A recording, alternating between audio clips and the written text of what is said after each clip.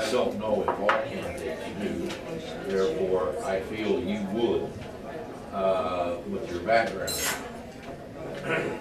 Would you explain redevelopment funds from their basis, their generation, through their practical, or the use at least that Brea has for them, how the funds can be spent, where, and so on and so forth? Well, we don't totally deal with that on planning, okay?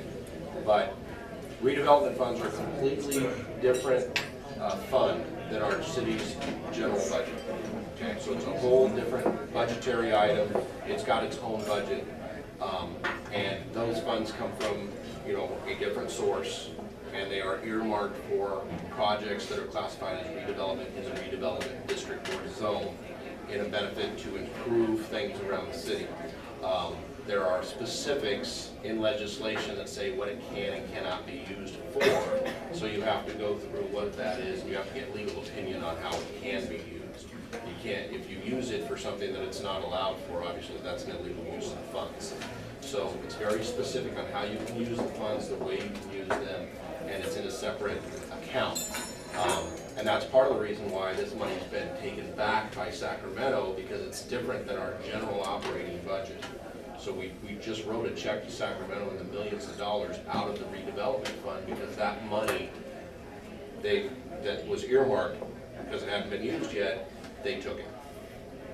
So I hope that answers the question. It's a completely different fund and very regulated. It's managed by our you know, what used to be Economic Development Department is now combined with the Development Services Department. Would you say the redevelopment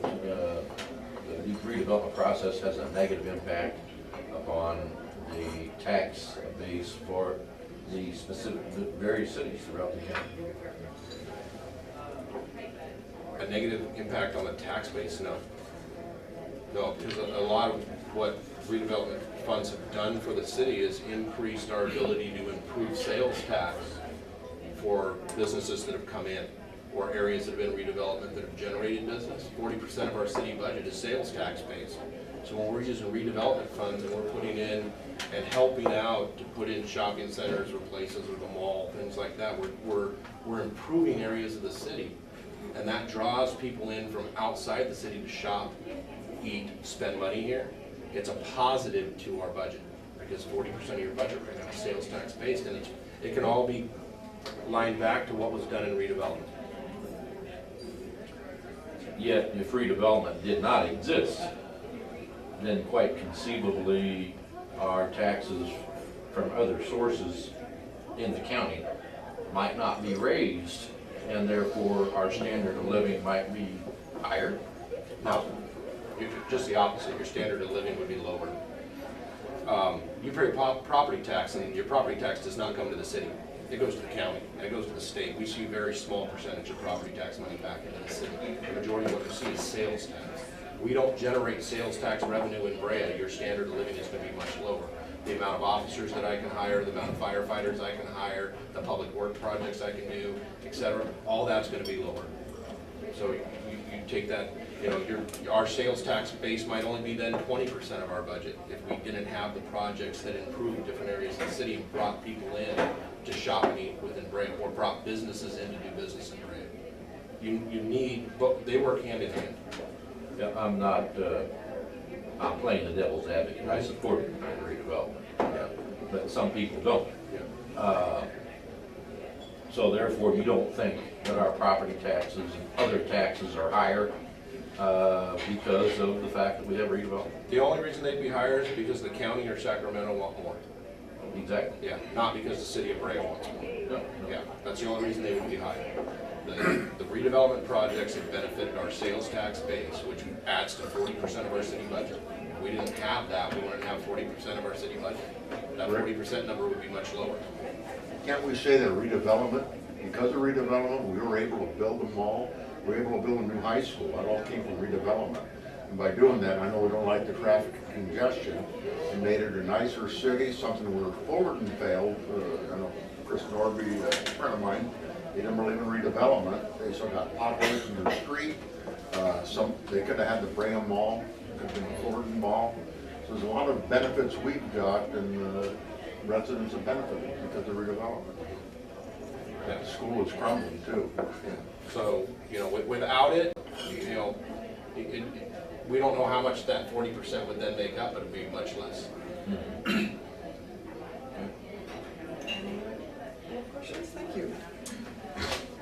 Brea spends $5.3 million on its information technology services. This costs about $120 per resident versus about $10 per resident at neighboring cities. What is your position on Brea IT and the value you receive for this expenditure? Well, earlier you asked me how we would look at the city budget and how we would adjust things. And I understand that there's other cities that contract with our IT department, which create a lot of that budget.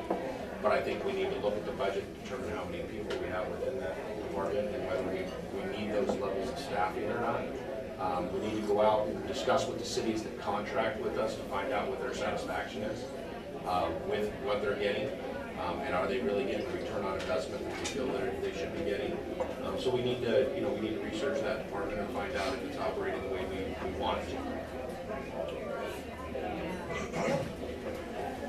So given the numbers that Lori explained, the $120 per Brea resident versus the $10 for some of the people that are being supported by Brea, might it be possible that Brea residents are actually subsidizing the, I mean, my perspective is that it does seem like we might be subsidizing the IT staffs of other cities.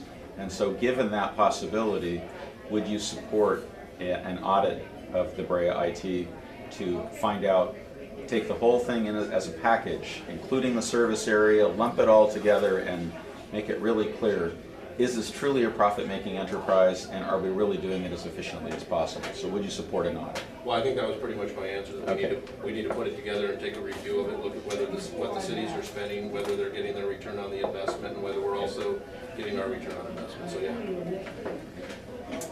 Follow-up questions? Okay, and our last question has to do more with managerial type aspects of the job. How will you ensure that staff members are accountable for the job duties and earn their salaries? Do you feel that staff performance reviews and bonuses should be well documented and included in a personnel file that is available for citizen review? Well, it depends on the staff you're talking about. Public safety staff have a whole different standard where their personnel file is not open for review. So it depends on the staff that you're talking about and what that is. Should we be reviewing personnel? Absolutely. Every job and every company and every place in the world, they review their employees and it's documented. So should we have a documented review process of the people that work for the city? Yes, we should. Does that include management and executive staff? Absolutely.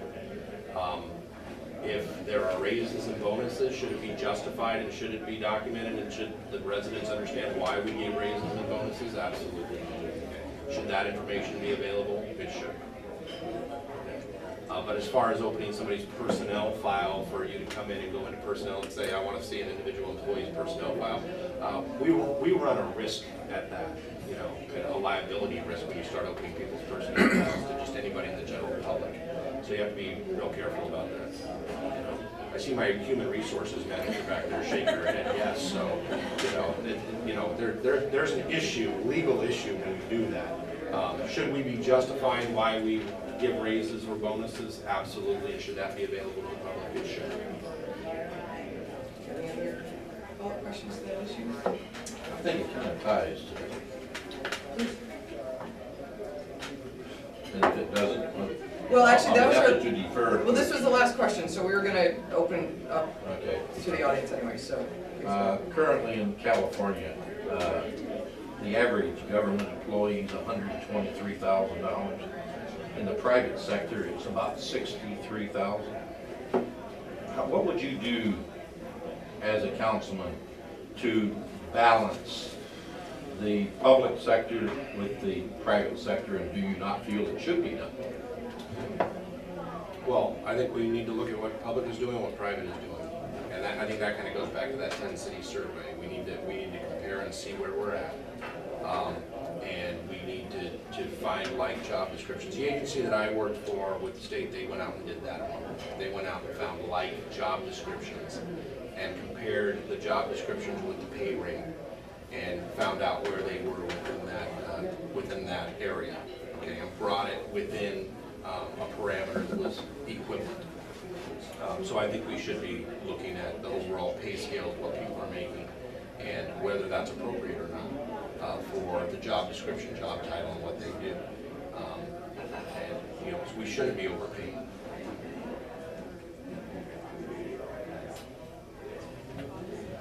Any other questions from? Yes. With regard to study sessions, there happens to be an initiative that supports the videotaping of study sessions. What is your position on videotaping, and if you want to elaborate on just open governance in general? Well, I'm sure there's many people who would like to see what happens on study session, just like they like to see what happens on council meeting. I talk to a lot of people that watch council meetings at home, that don't come down to council. So if we didn't have a televised session, we could probably pack the council chambers every meeting because of all those people that are sitting at home watching it on TV or watching it on demand. You know, because now we stream it on television or on the internet. If there isn't the feasibility to be able to televise it live, there could potentially be the feasibility to at least put it online so people could stream it later. You know, so we have to look at what the feasibility is, what the costs are, and if we can, you know, get that out of our budget, our communications department, then maybe there's the option of at least placing it online so people can view it later. And maybe there can be just an audio stream. Again, it depends on what's there in the budget and what the dollars look like. But, you know, I do believe that, you know, we should be as transparent as possible.